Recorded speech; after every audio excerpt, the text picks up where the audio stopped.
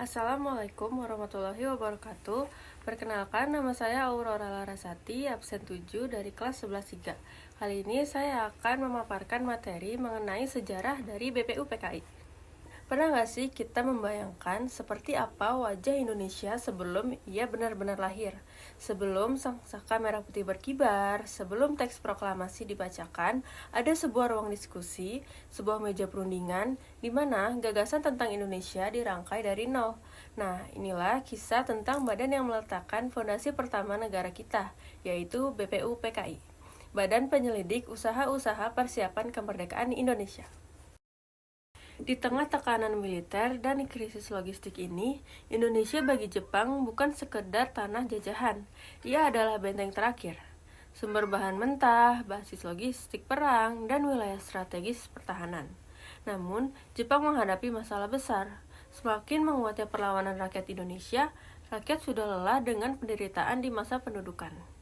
Maka, Jepang membutuhkan senjata baru, dengan dukungan politik dan psikologis. Nah, caranya gimana? Dengan memberi janji.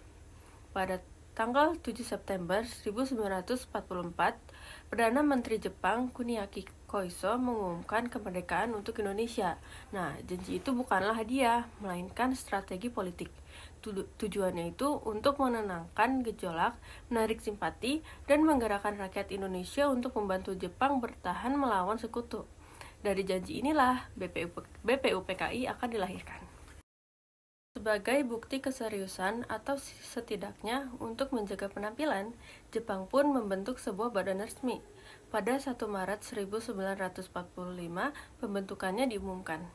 Lalu, pada 29 April 1945, bertepatan dengan hari ulang tahun Kaisar Hirohito, BPU PKI secara resmi dilantik di gedung Chousang-in, yang kini kita kenal sebagai Gedung Pancasila di Jakarta.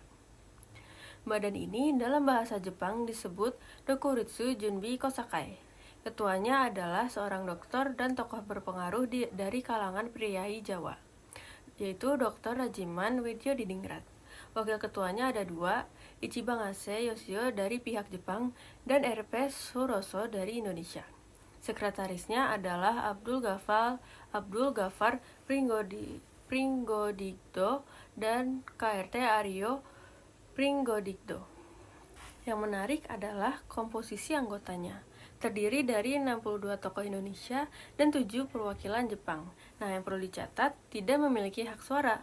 Anggotanya adalah para pemikir terbaik bangsa saat itu, yaitu Insinyur Soekarno, Muhammad Hatta, Muhammad Yamin, Profesor Dr. Supomo, Ki Bagus Hadikusumo, A.A. Maramis, Wahid Hashim, Abikusno Djokrosujoso, Ahmad Subarjo, dan Agus Salim. Nah, inilah pertama kalinya elit intelektual dan politik Nusantara duduk dalam satu forum resmi untuk membahas satu hal, yaitu masa depan Indonesia merdeka. BPU PKI menggelar sidang pertamanya dari 29 Mei hingga 1 Juni 1945. Agenda utamanya adalah menjawab pertanyaan fundamental yang diajukan Ketua Rajiman. Negara Indonesia merdeka hendak didasarkan atas apa? Pertanyaan yang sederhana. Sidang menjadi ajang adu gagasan yang brilian. Hari pertama, 29 Mei 1945, Muhammad Yamin tampil. Secara lisan, ia mengusulkan 5 asas: peri kebangsaan, peri kemanusiaan, peri ketuhanan, peri kerakyatan, dan kesejahteraan rakyat. Namun, dalam naskah tertulisnya, rumusan Yamin sudah sangat mirip dengan Pancasila akhir kita. Ketuhanan yang Maha Esa, persatuan Indonesia, rakyat, rasa kemanusiaan yang adil dan beradab, kerakyatan yang dipimpin oleh hikmat kebijaksanaan dalam permusyawaratan perwakilan, dan keadilan sosial bagi seluruh rakyat Indonesia. Gagasannya bernapaskan nasionalisme dan demokrasi modern. Dan puncaknya terjadi pada 1 Juni 1945. Insinyur Soekarno naik ke podium dengan retorikanya yang membara. Ia tidak hanya mengusulkan 5 prinsip, tetapi juga memberinya nama yang abadi, Pancasila. Kelima sila usulannya adalah kebangsaan Indonesia, internasionalisme atau perikemanusiaan, mufakat atau demokrasi, kesejahteraan sosial, dan ketuhanan yang Maha Esa. Soekarno bahkan menyederhanakannya menjadi trisila, sosionasionalisme, sosiodemokrasi, dan ketuhanan. Dan esensi tunggalnya, gotong royong. Hari itu kemudian dikenang sebagai Hari Pancasila. Perbedaan, terutama antara golongan nasionalis sekuler dan Islam terkait posisi agama dalam negara, belum terselesaikan. Untuk mencari titik temu, dibentuklah sebuah panitia kecil beranggotakan 9 orang, yang dikenal sebagai Panitia 9.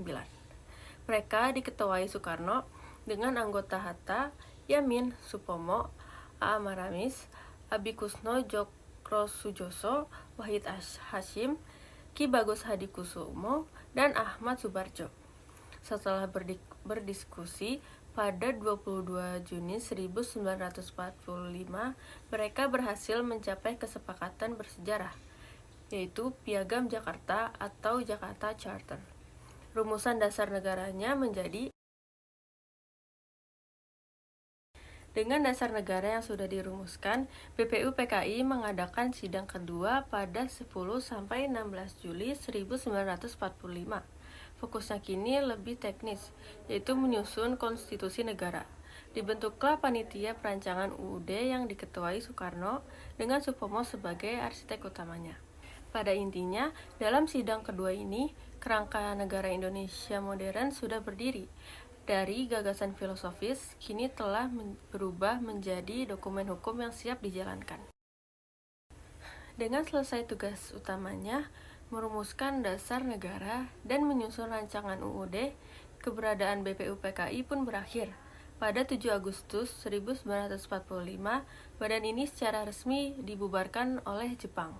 Namun, bukan berarti perjuangan berhenti.